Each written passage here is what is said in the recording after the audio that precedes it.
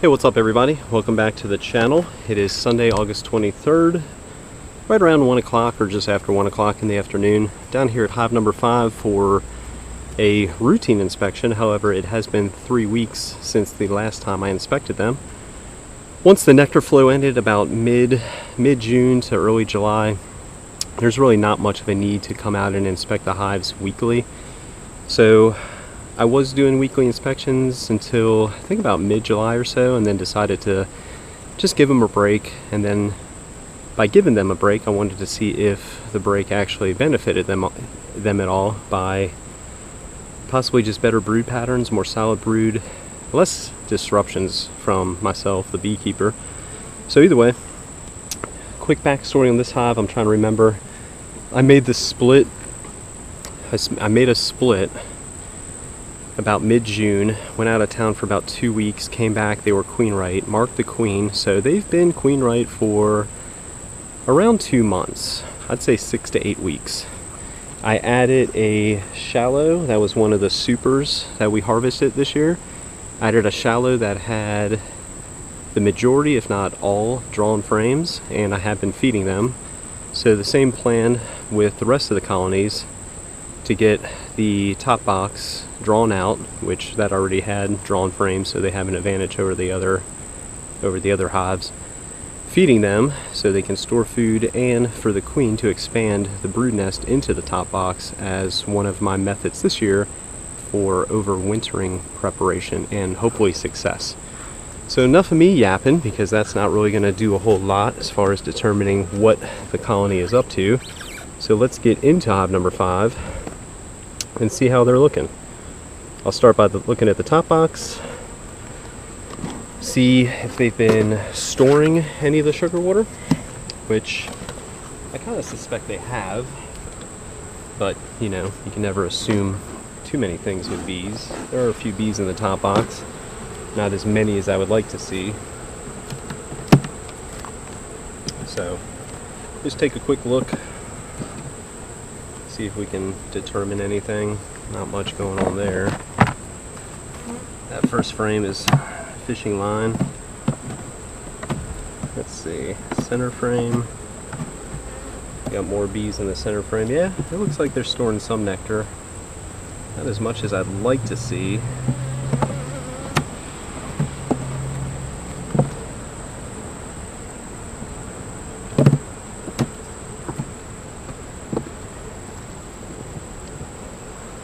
Okay, I've seen enough.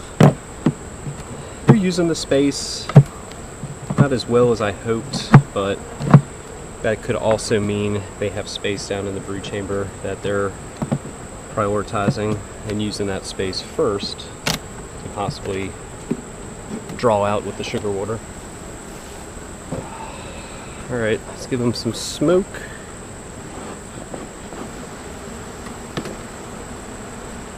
About half a gallon in the feeder. So I bought these feeders, I said a few videos ago, from Man Lake this year. They're different than the other feeders I purchased years ago from Brushy Mountain, which do not have these tubes. Instead, the ends are open for the bees to access the sugar water. However, I really like this feature. As you can see, if bees get down in there, and they do drown no matter what the bee manufacturers say. They'll all advertise low drowning or something, but if you have a feeder, just understand that bees are going to drown. But that is a nice feature, that you can easily remove the tubes to remove any dead bees.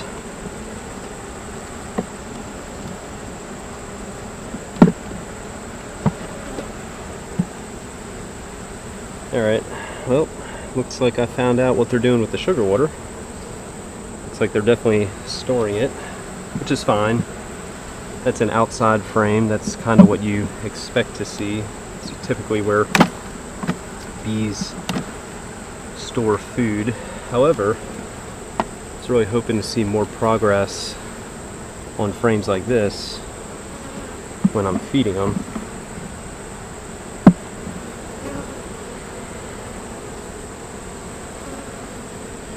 That might look spotty to some people, especially if it doesn't show up on camera, but they're is a ton of pupated larvae and eggs surrounding all the capped brood. It's a very well prepared queen cell. Actually queen cup, because it was dry, there's nothing in it. And same thing on this side. Some larvae, eggs surrounding the capped brood. Oh wow. Alright, now I'm starting to get concerned because that is a lot of honey to be stored, sugar water really, right in the middle of the colony. So that might be a reason why they stopped using the sugar water as well. There's a lot of brood on that frame too, given the amount of food stores they made on the outside.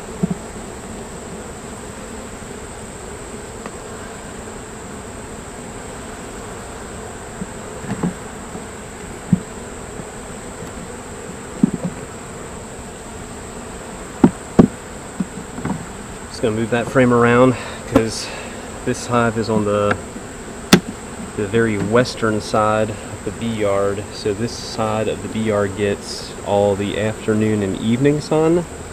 So unlike the east side of the bee yard that gets all the morning sun, I believe the queens on this side of the bee yard favor the right side of the hives, or the west side of the hives. There's the queen right there. Said it once, said it twice, and I'll say it again. They just seem to know when you're inspecting the hives and make it a point to evade you.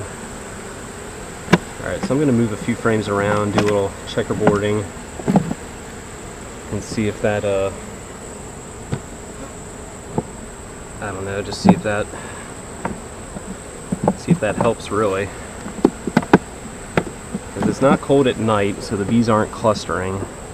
So maybe by putting a few new frames in between some established frames, they'll move some stored food around and draw out the newer frames.